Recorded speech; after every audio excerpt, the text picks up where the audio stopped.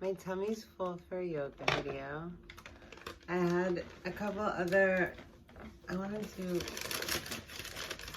had some other ideas, but just the last day, 2 days, I just felt like I have to make a video about what Venice is like right now. I don't go out a lot.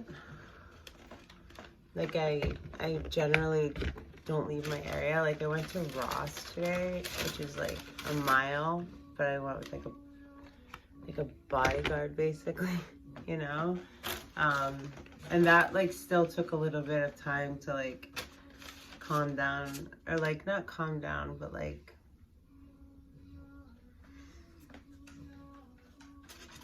so I think, you know, Venice has always had kind of like a unique sort of special, like, you know, definitely not know. Like Hollywood, I lived most of my life actually in like Venice, in West Hollywood and Hollywood. We're also going to be freestyling, reviewing some concentrates. So Hollywood, I feel like, has a lot of like alcoholics and like maybe like crack. Same thing with like, I don't know. They just seem a different kind of crazy. Here, it seems more like, if you drop it, I'll throw it. It seems more like bad acid trips. You just relax, boo boo. Like bad acid trips and like meth, you know, which I think is like a different thing. Why don't you lie down right here, baby? It's just sad, but like the zombie week thing and a bunch of other stuff, and then like there was some video that I clicked on that the like Venice Chamber of Commerce, she's really cool, I forget her name, she was talking. There's just been a lot going on. There's a little in the news, but the energy of it, what do you want to do, baby? The dogs are settling down. The energy of Venice is, it's not temporary. I mean, it's funny if that was like subconscious. I have to re-understand that. It's temporary, I believe, but like something's going down. I don't know if it's me, it's like LA too, but it's like a spiritual, like yesterday I saw a thing, it was like Venice homeless fights, and then like today I went to walk my dog and these guys were like fighting outside, and like you could just tell they were homeless. And like, what else happened? Just like a lot of like ruckus energy. It's amazing.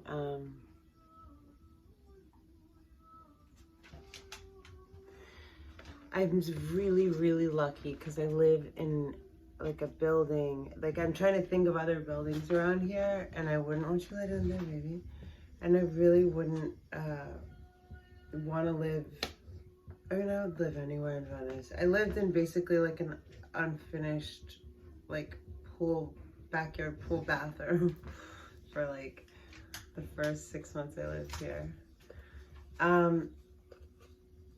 I don't know what I want to say. I want to share a couple experiences. Maybe that's going to glean light on whatever I want to say. There's no judgment. There's no fear. There's no anything. There's just, yeah, good boy.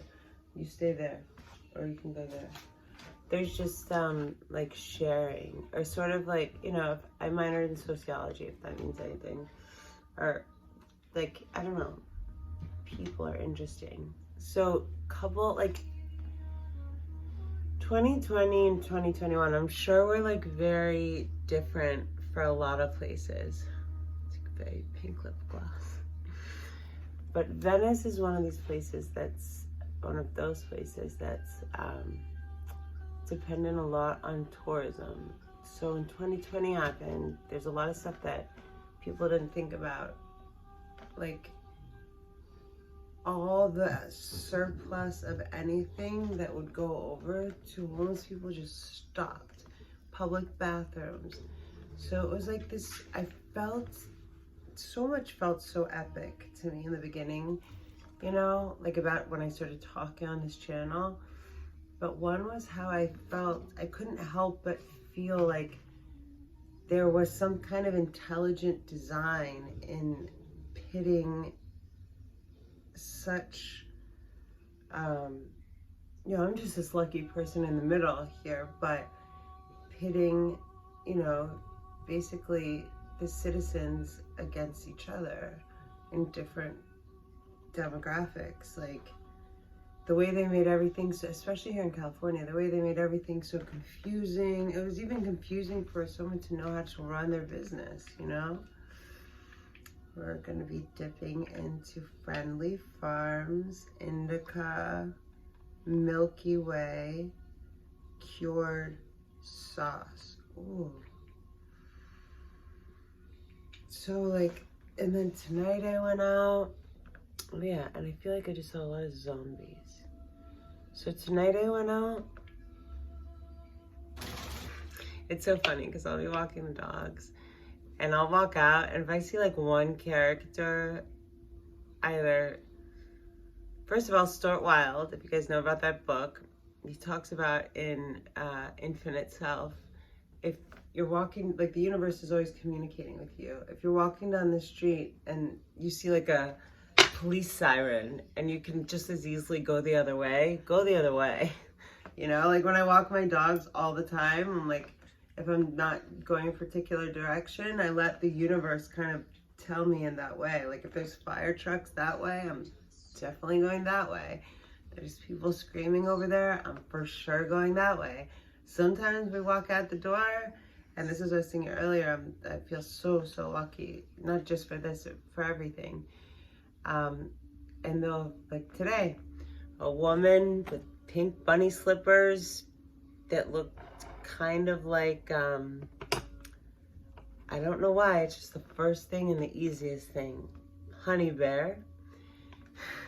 And she had pink, like, slippers, and I walked out, and like both the dogs peed, and I was like,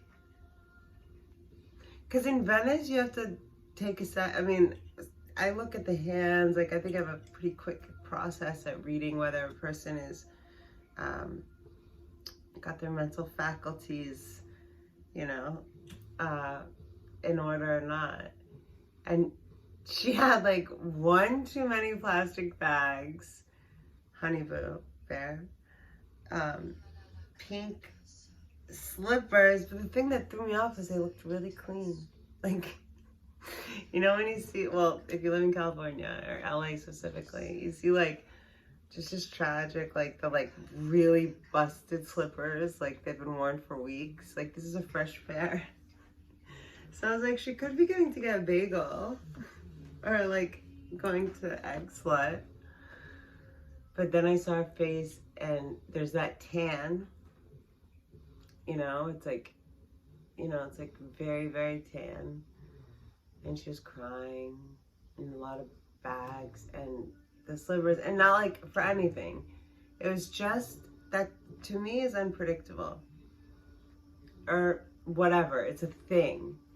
So I'll look the other way and there's like some nonsense shenanigans going on and I'll just go right back inside. Come on, boys.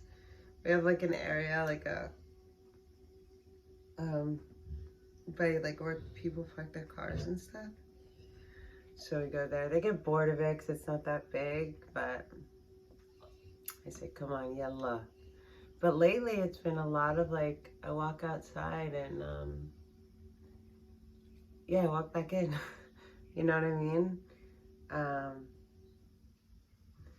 So one Sunday, but there's been ebbs and flows of things. They've like cleaned up, not cleaned up. It's felt safe. I'll tell you, energetically for me.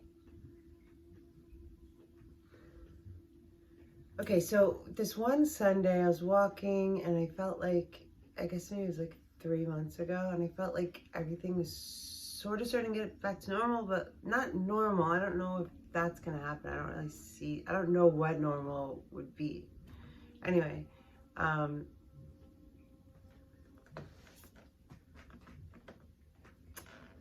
this whole street called Mildred that used to have all of these tents and stuff was cleaned up, and I had actually never properly walked on it. And well, I guess I waited like 2 months for a few rains to happen because it was literally like a little mini Skid Row. And so I waited for like cleaning and stuff, but I literally never walked on Mildred since I lived here. So, and it's like a street that's really convenient for me for a lot of reasons.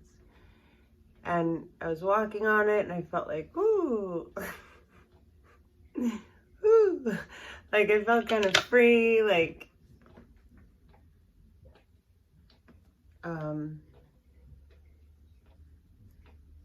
and it was like 10:30 a.m. on a Sunday.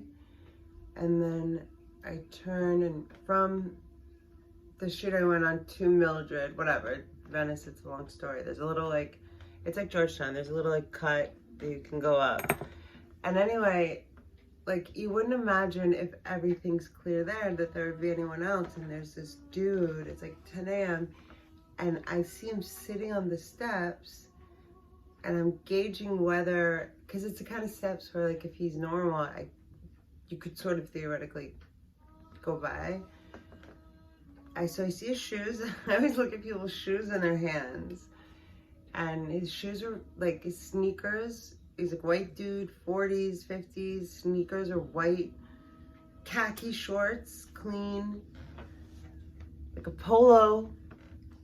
Shooting heroin into his arm. And it was like, I'm telling you, no later than 11 on a sunny Sunday morning. And I was like, okay guys, let's go this way. And it's like, I don't know, it hits you a certain way on certain days, I guess. I don't know, everybody I'm sure in their neighborhood has different things that they see. I just, yeah, it's sad to consider what it might be that, like this one guy today, like I feel very, very good about having two, basically like a protection dogs. And Aussie doesn't fuck around. He barks at women, men. Like he doesn't like anyone coming near us. I love it. But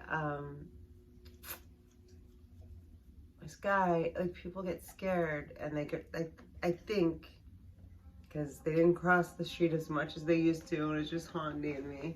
With Aussie now, like people that are messed up, they just know to, I always wondered that, like people are so messed up that they just know exactly when to calm down or like when to, you know, be quiet sometimes, like, but he like avoided us. And I mean, I was just like, not like I'm spending a lot of time on this, but like, he's just like going in circles and like, you know, with his like faux leather jacket, and it's like, what's the plan, guy? Not like I want anything to do with it, but I'm just like, because I know he's kind of up to no good and I'm in his way for a moment. So he's pretending to circle around. Like I've got two dogs. It's just like,